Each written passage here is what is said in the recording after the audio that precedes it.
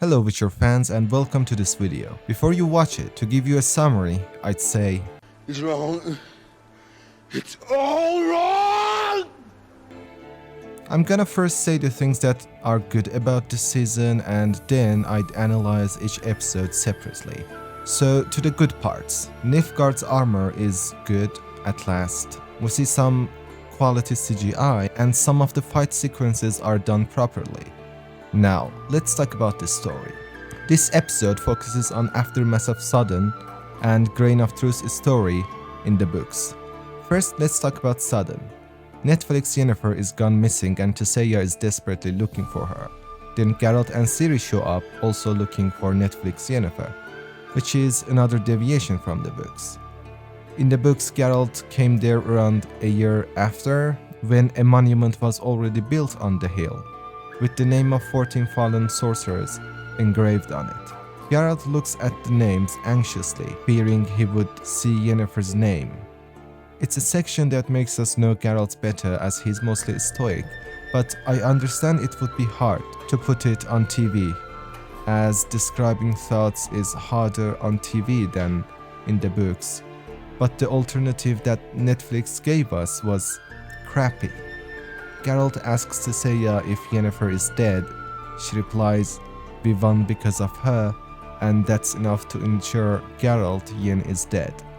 He makes a ridiculous face and leaves. And in my opinion, it shows how poorly built their relationship is in the series. Anyway, let's go to the Grain of Truth story. There were a few changes, like Geralt going there with Ciri. Nivellen, instead of looking like bear, is more boar-like, but that doesn't really matter. The point was him having an animalistic form because of his sins. Verena, the Bruxa, is portrayed differently also. However, Geralt and Ciri go to Nivellen's house, where he tells Ciri a story about how Geralt saved his life before. The story moves on, they talk about this and that until we reach the point where Verena meets Ciri and gives a philosophical speech about what is a monster. Later, Geralt finds out there's a Bruxa in the house, alarms Ciri. When he finally finds her, a fight breaks out. Two things about the fight. First, we see Verena being nice and trying to tell Ciri that Geralt is wrong. However, at the beginning of this very episode, she slaughtered a family and now she's suddenly being nice. Second, the book Verena almost killed Geralt as she was faster than him, but here she was no match for Geralt. The way she dies is almost accurate. The adaptation of Grain of Truth's story, despite having major differences, being cut down and losing some elements like suspense, was overall like 5 or 6 out of 10, and this is the best part of the season 2. The rest is just It's all wrong! like in the first episode, we see Yennefer captured by Fringilla, who is on the way to Sintra, which is occupied by Nilfgaard or Shitgard according to Netflix Yennefer, none of which happened in the source material. Netflix Yennefer, who hated Artuza, is now explaining to Fringilla that Artuza is actually good. A sudden change of heart, I suppose. We start episode 2 by seeing Netflix Yennefer and Fringilla captured by elves. Both of them had weird dreams about a hooded figure, which the show will elaborate on later. But for now, let's talk about two curious things. First, Yennefer and Fringilla don't know Francesca in the show. I don't know why Netflix decided to go this way, but in the books, Francesca was member of the chapter and they all knew each other very well.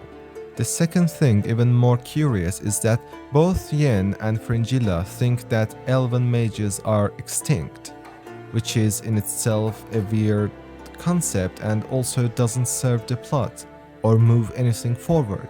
It is true that most of the sorceresses in the books were human, but there were elven mages among them, and they were quite famous for carrying a great deal of knowledge, if not for anything but their natural long lifespan. Anyhow, I digress. Something funny happens afterwards. Yennefer, to save her life I suppose, pretends to be an elf by saying something in Elvish. However, in the books all the mages knew the Elder speech, so it's not surprising at all that Netflix Yennefer knows it. Even witchers and scholars knew Elder speech, unlike Netflix Fringilla who doesn't. And they are trying to emphasize Yennefer's elven roots in the series, which is unimportant in the books. But Francesca's answer to Yennefer was really good. Netflix versus Netflix, I guess. Then we go to Kaer Morhen. I tell you what I like about it first. It's the structure of Kaer Morhen, which is good, really. It looks like the one in the games and gives the vibes. Other than that, the rest hurts my eyes. Starting with unknown, unimportant 20 witches, who again don't serve the plot and are just there for some reason. In the books, Kaer Morhen had only 5 witchers, including Geralt. My next issue is Vesemir. It is true that there isn't much text about him, but we know he is the oldest witcher, he is the father figure for the rest of witchers, and he is the wise one, which is only logical considering his experience and him surviving that long. Yet in my opinion, Netflix ruined the character. For one, he has the look of this old drunk grandfather who brags about his youth adventures with the ladies. We see later in the scene that Eskel brought prostitutes to the keep. Vesemir was weirdly unbothered and quite enjoyed himself. It is there that Geralt is the only one with some sense and tells Eskel it is not the place. Later, in what I believe was Netflix's attempt to build a relationship between Vesemir and Ciri, we see Ciri creeped out and uncomfortable. She actually has every right to be, as this version of Vesemir has creepy air about him. Now let's get to murdering the character of Eskel. Since he appears, there's something off with him. He explains that he fought a Leshen for 6 hours, to which Vesemir replies, "Fire through the heart is the only thing that puts one down." And apparently, Leshens talk now. Anyhow, Eskel is being a jerk to people for a few minutes and then he turns into a Leshen because the Leshen he fought put its eggs in him, or a virus, I don't know. There's a fight scene and Geralt, unlike Eskel, knows how to kill a Leshen and Eskel dies. Now, why? If Netflix was rooting for an emotion-arousing scene, they failed. Nobody cares about the character who is altered and has less than 5 minutes screen time. Secondly, why not make one of the other good-for-nothing witchers turned into a Leshen rather than Eskel? Time for Lambert, or Lamchut as they call him in Netflix. He is not how he is portrayed in the series, which is not surprising. I mean, who is? The real Lambert is bitter, resentful and rude in a way. He has dark humor and is a jerk to Triss, but he's a nice guy overall. All these elements are intriguing, suggesting there's a backstory which games explore on it later. So far, the only canon thing is that Geralt took Ciri into Kaer Morhen, and that's that. The rest is all Netflix. Back to Yennefer. After Yennefer, Fringilla and Francesca find out they have similar dreams, they go to an altar which opens and leads them to a hut, where the jungle witch lives in. There, each of them confronts their dreams. Apparently, this jungle witch, or Deathless Mother, wants elves and Nilfgaardians to be united. We'll see where Netflix is going with that. Knowing them, probably nowhere. In the books, it was more like a political move from Nilfgaard. They, before attacking North, united with elves so they would create problems for northern kingdoms, like their convoys being attacked, and as a result, northern kingdoms had to fight in 2 fronts, some with Scoia'tael and some with Nilfgaardians. But here it is the decision of Deathless Mother, a mysterious witch who lives in a hut in a jungle. Anyway, Yennefer is freed, but because she used fire magic in Sudden, now she has lost her powers. We see her running and desperately trying to open a portal, but she can't, and cries over that. Let's fast forward a little bit. Ciri is training, which is good in general. Lambert is being a jerk to Ciri now that Eskel is gone. I guess someone should feel that's it. Elves are in Sintra and they are eating meat. Eat meat. Be happy. Tissaia is mourning Yennefer and Geralt is not. So far in the show, Tissaia and Yennefer's relationship is stronger than Geralt and hers. In Kaer Morhen, Vesemir is sad about Eskil's death, which isn't bad, but the point is there is something called building up a character and a story, which Netflix completely disregards. Now that Eskil is dead, they are trying to build something. Then we see a scene where apparently wolves come and eat Eskil like it's a ritual.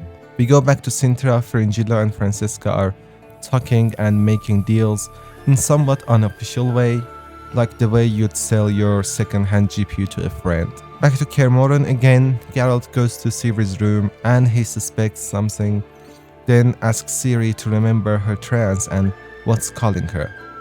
She remembers something calls her to the woods, so she and Geralt go there and find the lesion that caused Eskil's death. And right then, when we get ready to see them fight, another bigger monster shows up and cuts the lesion in half. Geralt attacks it, but apparently the monster is not interested in Geralt. Instead, it follows Ciri. But when it finds her, it doesn't attack, and it looks like the monster is actually holding its hand towards Ciri. Right there, Geralt shows up and after a few slashes, beheads the monster. There's something going on there between Ciri and monsters which I think would be elaborated on later. Now, to the best part of the show. Made originally by Netflix, like 99.9% of this episode. But here is where they really shine. We yet again get to see the genius of Netflix writers who think they are better than author of the book. So Yennefer is back to Artusa, but she doesn't get the hero's welcome. It's actually the opposite. Tissaia tells her to lay low, and Stregobor outright thinks she is a spy. He aptly places his hand on Yennefer's shoulder, enters her mind trying to find out what happened to her, where Tissaia comes and slams him to the wall, with magic, of course.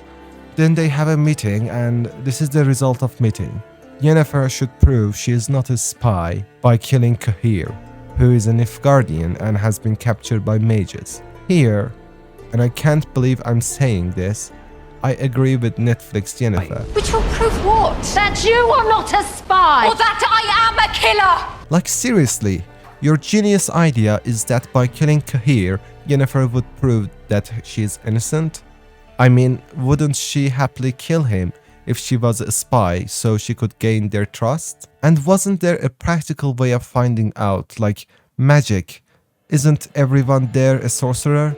I can't see the logic here. If you do, please leave it in comments so I might be enlightened. Anyhow, now they gather all the kings and queens of North and I ask you to imagine the gravity of this situation. They start the show by taking turns and uttering words till the finale where Yennefer is supposed to behead Cahir. She takes her time and then by swing of an axe frees Cahir and they both run. They even have time to chat before running, right there in a place where strongest sorceresses and all the monarchs are present. The people who wrote this obviously have no idea how such gatherings work. There would be soldiers everywhere. Nobody gets in and out without permission. There would be tight security not only in that place but the roads leading there. But no, there isn't a single soldier. But then there are all tens of sorceresses there, including Stregobor. Wouldn't he wanna stop Yennefer and get what he wanted since season 1? Or any other mage? But no, everyone stands there like an idiot. Nobody lifts a finger to stop Yennefer, and nobody bothers to follow them. And consider this, at this point Yennefer has no magical power, and even if she did, she'd never be able to fight all those mages. There isn't a single ounce of logic to this scene.